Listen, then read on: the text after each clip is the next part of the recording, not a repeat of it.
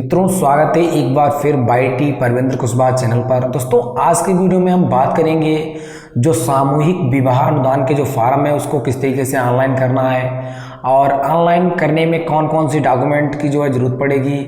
तो सभी डॉक्यूमेंट्स आपको हम पहले ही बता देंगे और किसके नाम जो फार्म है वो ऑनलाइन करना होगा। तो दोस्तों, एक बार अगर आप पूरा वीडियो देख लेते हैं पहले से तो आपको जो है आगे फार्म भरने में कोई प्रॉब्लम नहीं होगी। दोस्तों, जो शादी अनुदान के लिए जो फार्म होते हैं वो एक शादी अनुदान वेबसाइट से होते हैं, एक जो फार्म ऑनलाइन होते हैं वो सामूहिक विवाह अनुदान से फार्म ऑनलाइन होते हैं। तो पिछले वीडियो में बताया था कि जो विवाह अनुदान के फार्म है वो कैसे होते हैं और इस वीडियो में बताएंगे कि जो सामूहिक विवाह अनुदान का जो फार्म है उसको ऑनलाइन कैसे करना है।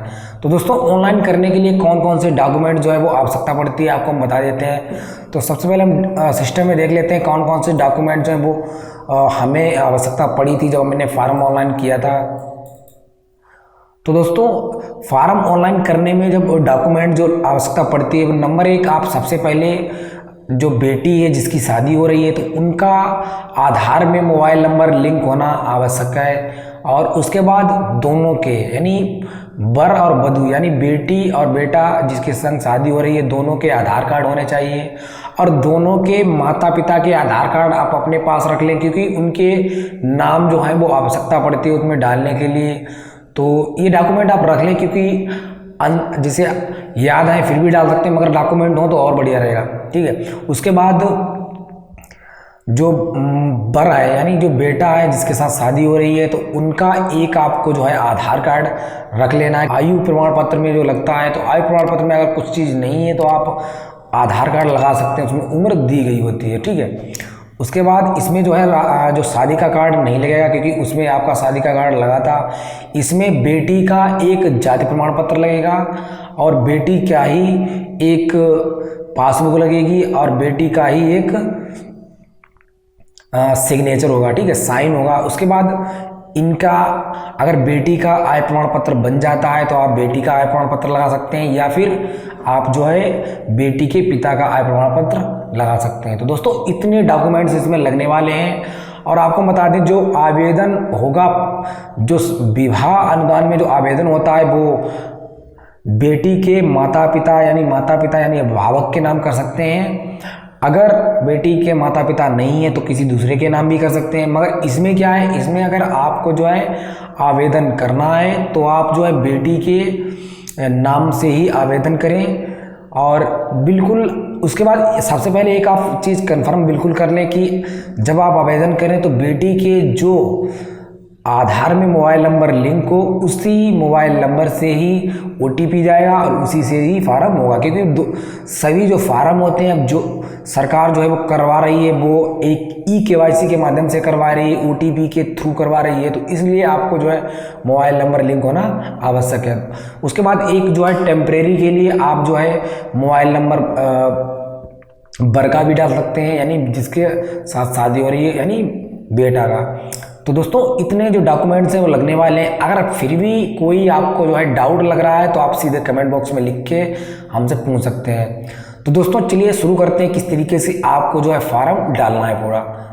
तो मित्रों, सामूहिक विवाह अनुदान का फार्म डालने के लिए आपको इस वेबसाइट पे आ जाना है। इसका हम डिस्क्रिप्शन में भी लिंक दे देंगे। यहाँ से आप जो है सामूहिक विवाह अनुदान में जो है फार्म डाल सकते हैं। तो यहाँ पर आपको सबसे पहले यहाँ पर दिख रहा है आवेदन करें, तो यहाँ पर आपको क्लिक करना है। यहाँ पर आप आवेदन कर सकते हैं और उसके बाद आवेदन पत्र को संशोधित भी कर सकते हैं। तो यहाँ पर सबसे ऊपर वाला ऑप्शन जो है आवेदन करने के लिए यहाँ पर क्लिक करिए। यहाँ पर हम क्लिक कर देंगे और जैसे क्लिक करेंगे यहाँ पर आप आ जाएंगे। यहाँ पर आपको बेटी के नाम से जो है आवेदन करना है और बेटी का आधार नंबर यहाँ पर डाल देना है। तो यहाँ पर बोल रहा है 12 अंकों का आधार नंबर दर्ज करें, तो यहाँ पर हम बेटी का 12 अंकों का आधार नंबर डाल देंगे। यहाँ पर आधार के अनुसार जो आधार में उनका नाम है वो डाल देंगे। इसके बाद आधार के अनुसार जन्म तिथि यानी जो उनकी जन्म तिथि वहाँ पर लिखी है वो यहाँ पर डाल देंगे। दोस्तों, जो आधार में नंबर लगा है वही मोबाइल नंबर यहाँ पर आपको डालना है। तो यहाँ पर हम मोबाइल नंबर दर्ज कर देंगे जो इनके आधार कार्ड में लगा हो। दोस्तों, नहीं तो आप UDI की वेबसाइट पे जाकर पहले चेक कर लीजिए कि इनका लगा या नहीं लगा है। उसके बाद जिससे शादी हो रही है बेटे का यानी बर का आधार नंबर यहाँ पर डालेंगे, उनका नाम यहाँ पर डालेंगे आधार के अनुसार। जिस प्रकार मैंने बेटी का अभी पूरा डिटेल ऊपर डाला था, उसी प्रकार जो बेटा है जिसके साथ शादी हो रही है उनका यहाँ पर डालेंगे।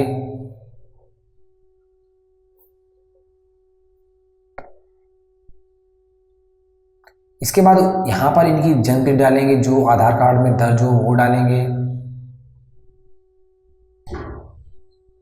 इसके बाद यहाँ पर इनका मोबाइल नंबर दर्ज करेंगे। दोस्तों इनके मोबाइल नंबर में जरूरी, इनका आधार कार्ड में जरूरी नहीं है, कोई सा मोबाइल नंबर इनका आप यूज कर सकते हैं यहाँ पर। उसके बाद यहाँ पर टिक लगाएंगे और उसके बाद वेरीफाई पर क्लिक करेंगे।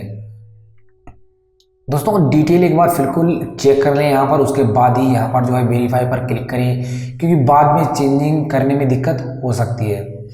इसके बाद एक OTP जाएगा, जो बेटी के आधार कार्ड में मोबाइल नंबर लिंक है उस पर एक OTP जाएगा, तो वहाँ से हम OTP निकाल के यहाँ पर डाल देंगे।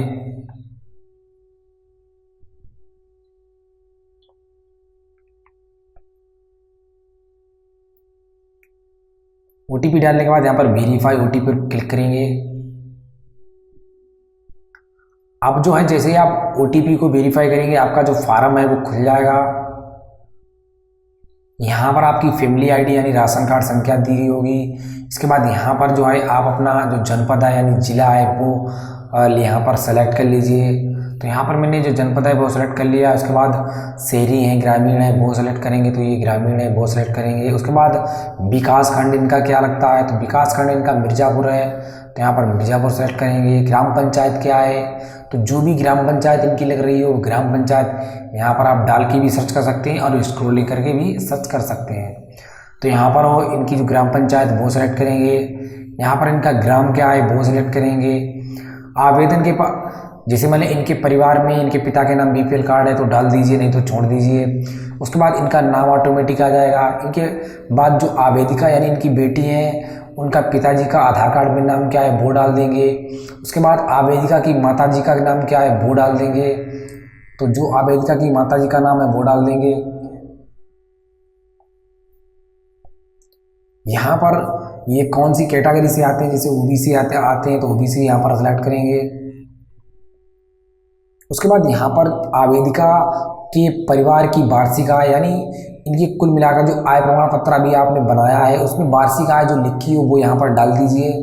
तो इनकी जो वार्षिक आय है वो 46,000 है। उसके बाद परिवार के BPL कार्ड क्रमांक अगर है तो डाल दीजिए, नहीं तो छोड़ दीजिए। उसके बाद इनका पूरा पता आप डाल देना है, जैसे विलेज हुआ, पोस्ट हुआ, ब्लॉक हुई, तहसील हुई, डिस्ट्रिक्ट हुआ और प्रदेश हुआ। तो यहाँ पर हम विलेज और पोस्ट के साथ जो है सारा कुछ एड्रेस पूरा फिल कर देते हैं। स्टेट के साथ आप पिन कोड भी यहाँ पर डाल दीजिए। तो आप देख सकते हैं इस तरीके से मैंने पूरा एड्रेस इनका जो है वो डाल दिया है।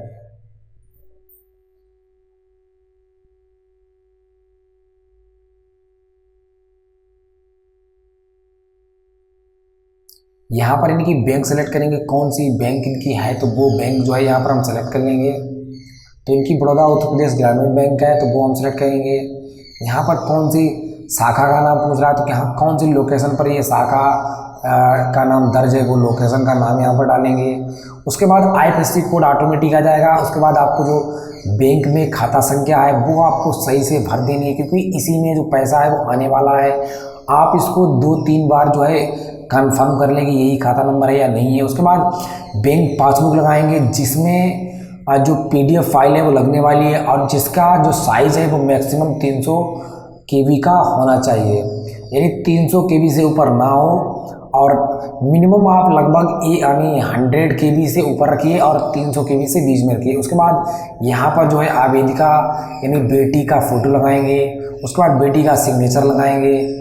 तो ये जो है सिग्नेचर और फोटो आपके जो है 100 KB से ऊपर ना होना चाहिए, यानी 100 KB से ऊपर नहीं होने चाहिए। उसके बाद जो डॉक्यूमेंट्स हैं वो 300 KB से और जो सिग्नेचर फ़ोटो हैं वो 100 KB से ऊपर ना होने चाहिए। और जो सिग्नेचर और फोटो हैं वो JPG में होने चाहिए और जो डॉक्यूमेंट लगा रहे हैं वो PDF फाइल में होने चाहिए। उसके बाद यहाँ पर इनका आय प्रमाण पत्र वो सिलेक्ट करेंगे। उसके बाद आय प्रमाण पत्र में जो आवेदन संख्या है वो डालेंगे, प्रमाण पत्र संख्या डालेंगे।